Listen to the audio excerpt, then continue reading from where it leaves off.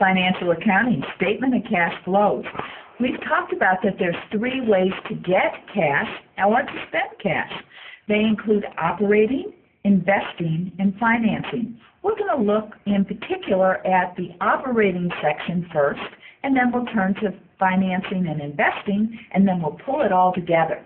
So when we talk about the operating section, you'll remember that I said the first thing that shows up is net income, and then we add back depreciation expense, since that's an income statement item that did not put cash into my pocket or take it out. So I want to add it back because my goal for the operating section is to figure out how much cash we received from operations. So that's the bottom line here. That's what I'm headed for. Now, to do this, I'm going to use exercise 5 just as an example. And in exercise 5, it says that we had net income, according to the income statement, bottom line of $1.2 million. Cruising through the income statement, I see that there's depreciation expense that was deducted in order to arrive at this net income of $820,000. So what am I going to do? I'm going to add it back. I then continue to cruise through that income statement looking for any losses on the sales of investment or property, plant, equipment, or any gains from the sales of investments or property, plant, equipment. And in this problem, there were none.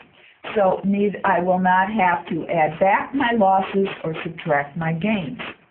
So that's the first thing you do. You cruise through the income statement and look for non-cash items, and then adjust your net income accordingly. The second thing you're going to do is you're going to look at your current assets. And the first current asset is cash. And the change in cash is the bottom, or the answer, to the full statement of cash flows.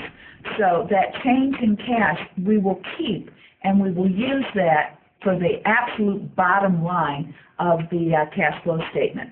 So that change in cash does not show up in the operating section.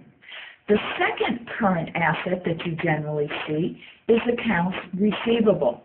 Now, in this particular problem, it says that accounts receivable started the year at $1.7 million and ended the year at $2.4 million. In other words, accounts receivable went up $700,000. Now, we're going to have to either add that or subtract it. Well, if accounts receivable went up, that means your customers, instead of giving you cash, gave you what? A credit card. So that means that I don't have the money yet, so I'm going to deduct that. The next current asset I see is inventory. And it tells me that inventory started the year at $1,020,000 and ended the year at $840,000. So inventory went down. Well, the only way inventory, a current asset, would go down is if you sold it. And if you sell inventory, that means you what? Got cash. So I'm going to add the change, which is $180,000. The next current asset that I see is prepaid expenses. Now, when I look at my prepaids, I can see that they started the year at $180,000 and ended the year at $260,000. So did our prepaids increase? Well, the only way our prepaids would increase is if you spent some cash and bought some of that prepaid insurance and prepaid your rent and all of those things. So that means your current assets, your prepaids, that's an outflow of cash. So that's $80,000.